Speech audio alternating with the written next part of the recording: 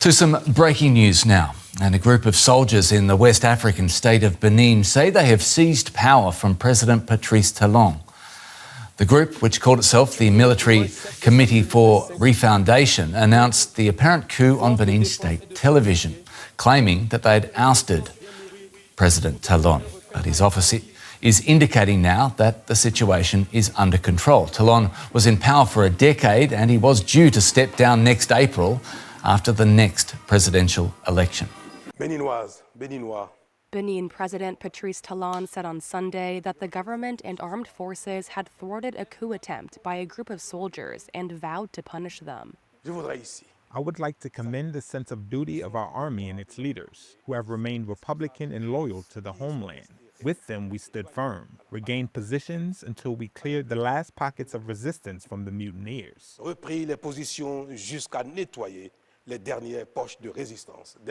This commitment and mobilization have enabled us to defeat these adventurers and avoid the worst for our country. This wrongdoing will not go unpunished. On December 7th, 2025, soldiers in the Benin Republic announced on national TV that they've taken over the reign of power. Hours later, the government announced that the coup had been foiled. Whether true or whether successful or not,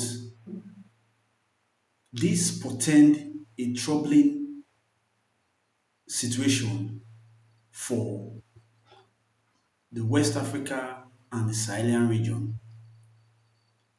Coups and attempted coups have been reported from Mali to Burkina Faso to Gabon to Guinea to Niger Republic and now Benin.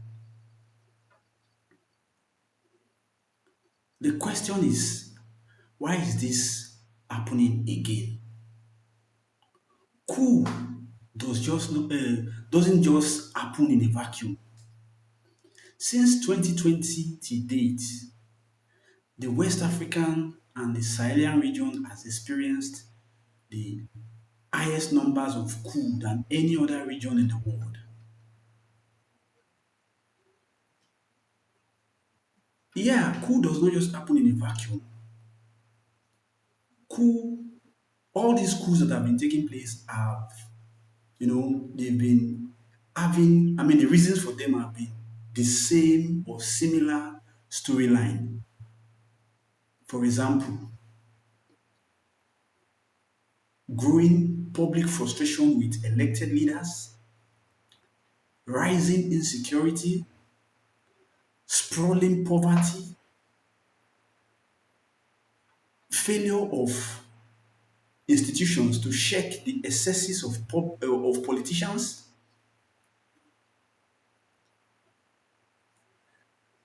Again, we need to ask ourselves this question.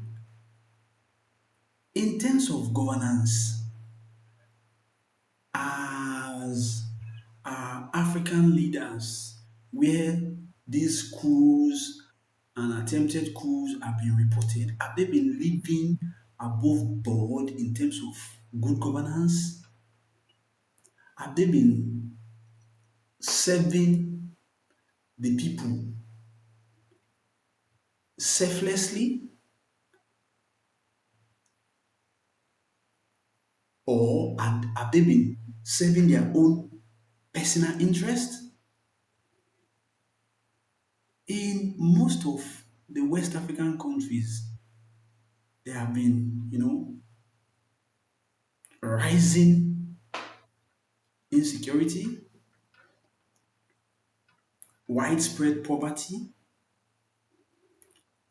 failing public infrastructure. In fact, lack of critical infrastructures spread across most of these countries, if not all of them, where these coups are taking place.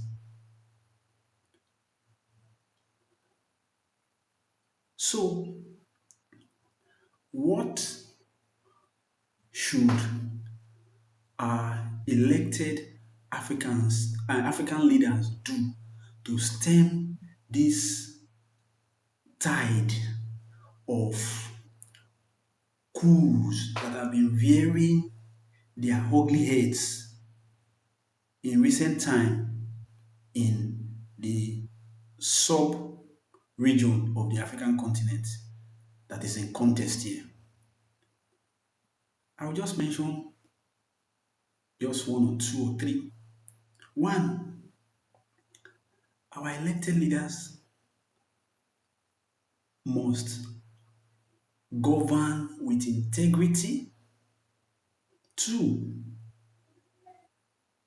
they must put the people at the center of governance in terms of their welfare, their well-being. Also, they must be seen to be delivering good governance, especially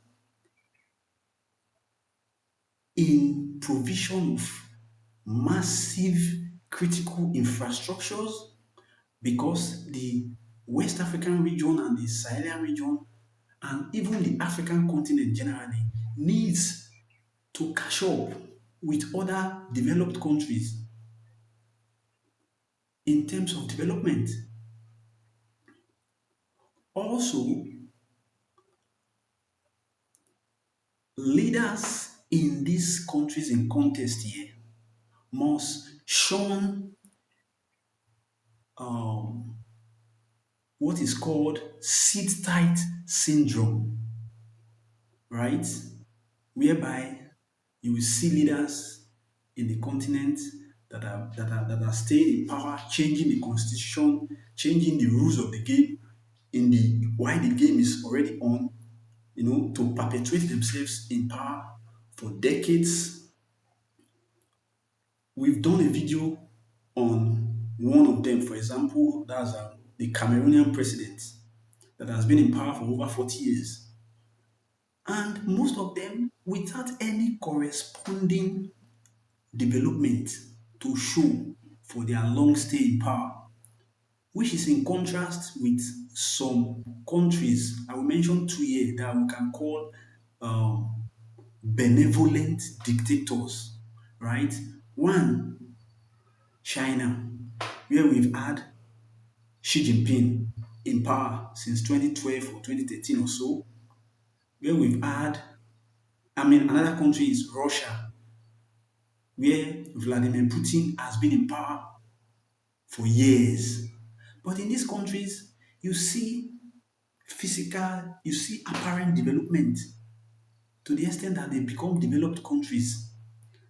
These people can be seen as benevolent dictators.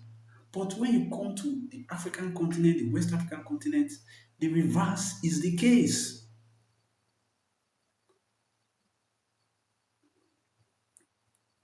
So our African leaders, as I'm concluding, because I want this video to be very brief. Our African leaders must be seen to live above board in terms of good governance, and this will even rub off positively on our military institutions to the extent that they will become very much professional in their duty, that they will not have the idea to even want to intervene to seize power will not come to their heads, even if some in some countries attempt to do such. It is the citizens of the country, of that country or countries, that will stand up, that will resist the military. So, what I will leave this question to you, my viewers. What do you think is fueling, driving the recent wave of military coups in the West African and Sahelian region? Your thoughts matters a lot on this. So please drop your thoughts in the comments, and I will see you in the next one.